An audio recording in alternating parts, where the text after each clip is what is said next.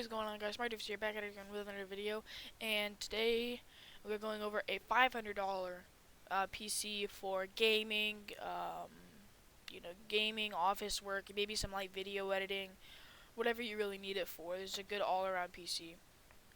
Okay, so for the processor, we're doing the Ryzen 5 2600. It's 6 cores, 12 threads at $120. You can't beat that. It's really, really just a great, solid processor.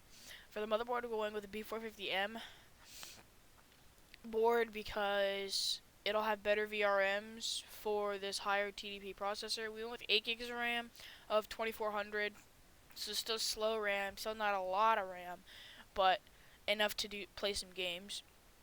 Went with a 1 TB hard drive and a 120 gigabyte SSD. This is not a super high quality SSD, but you can put your OS on it, put Chrome on it, and have quick boot times.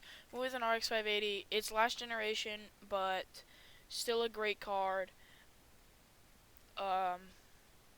It's just a good all-around card.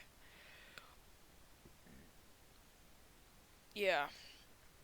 So this is the case we were using when I put this together. It had a price on it, but now it doesn't, so it's $30 under budget. You can find a $30 case. I'm not going to go through that very thoroughly.